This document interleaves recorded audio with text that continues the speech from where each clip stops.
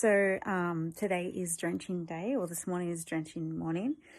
My face is a bit red because I've been running this morning and it's still red. Anyway, so I want to show you how we go about drenching.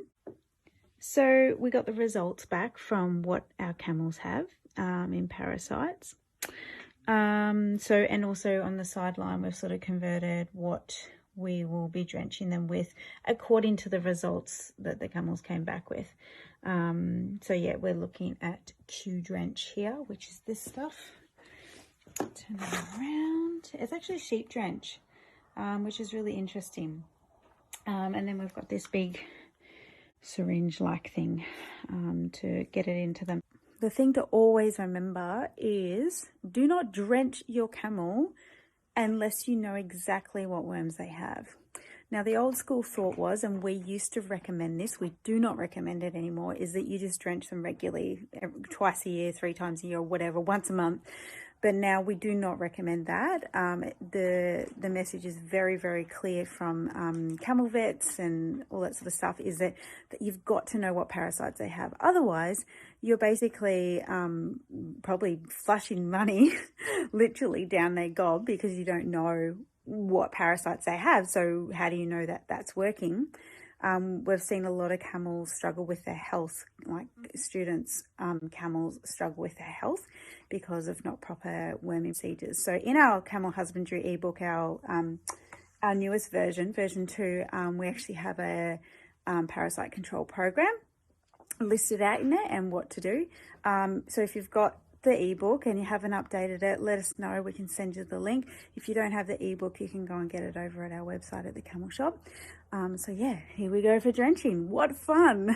So here's our setup. We've got the camel chute or camel race here, and then got the camels all in one end. They come through, they get their lolly juice. Not, they're gonna hate it. And then go out into that big yard. I just want to say also that a lot of people just presume that their camels don't have parasites because they look really healthy.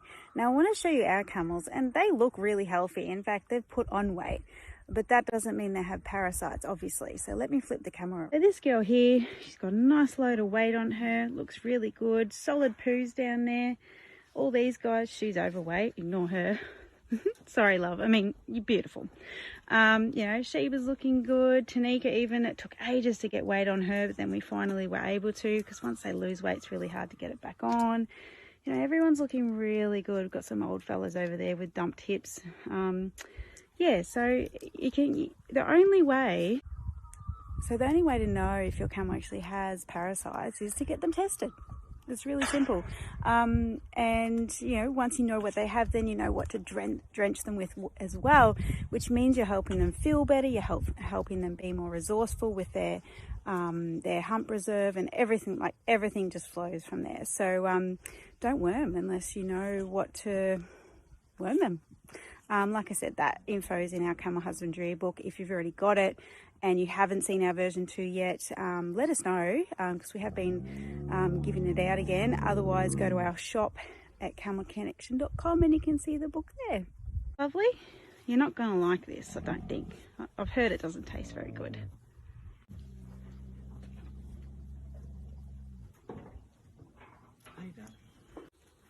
Doesn't taste nice, but it'll help you.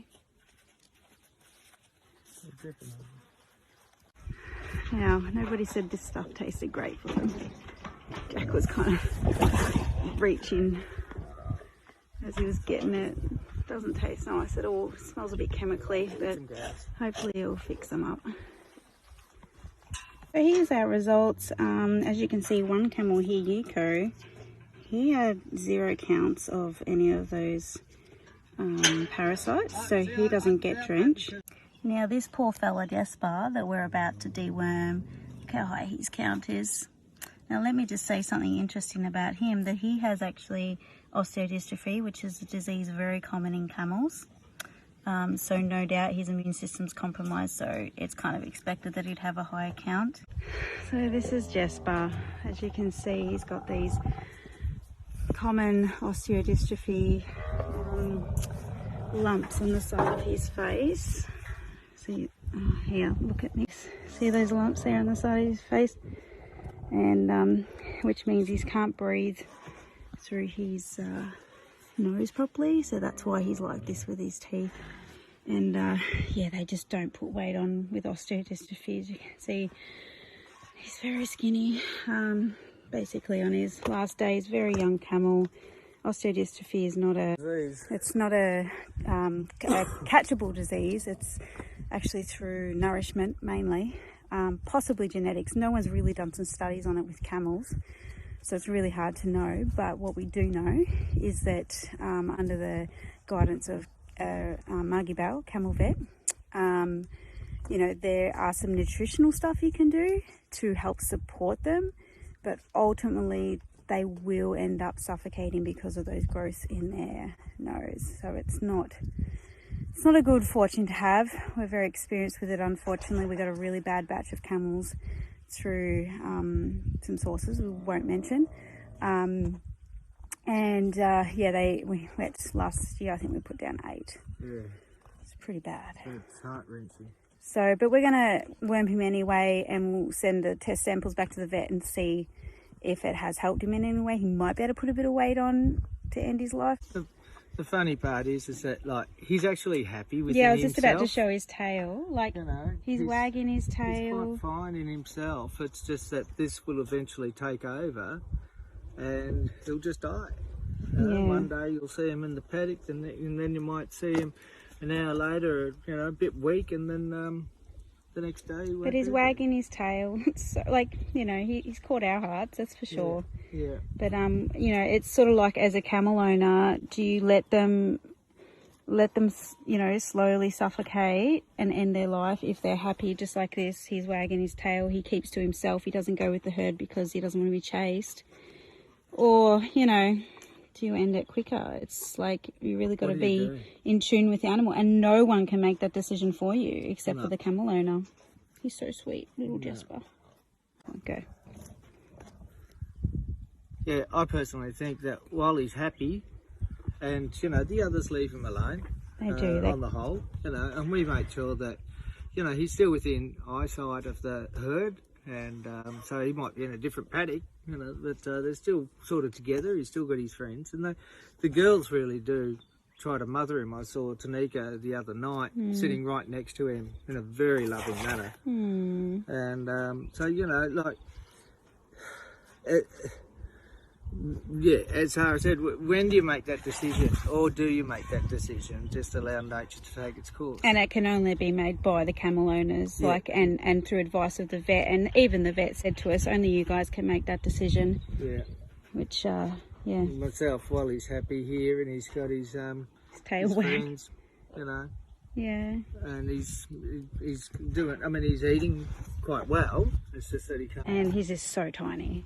It actually, the symptoms are, they get quite arthritic, so they're just really kind of limpy for a very young camel. And of course those growths in their nose and everything. If you're in our Camel Academy membership, then we actually did a vet talk specifically on this topic, and if you're not, you can message us if you want to get in it. Yeah, because like it's such a common thing in Australia and the United States. We see all the time, and there's ways you can prevent it. Once they've got it, but you can prevent it. Maybe. Yeah, well, you can prevent it. You just, once they've got it, you know. So yeah, that's what we've heard from the vet anyway. Okay, so we've just finished up the drenching here, but I do want to say, just in regards to that osteodystrophy, it's a very, very complex disease, so we can only cover so much here. But like I said, we do have a full vet talk in our Camel Academy membership, which is like a online learning space separate to virtual camel school. So you can listen to that if you want to. Just message us and we'll let you know how you can access that. Very, very complex. We can only cover so much here. So you've got to get yourself educated on controlling parasites and the most common camel diseases, which here in Australia and the United States is this osteodystrophy, which is just life-threatening. So everyone's happy. They're about to get their lucerne because, you know, why not? And they'll be happy after that.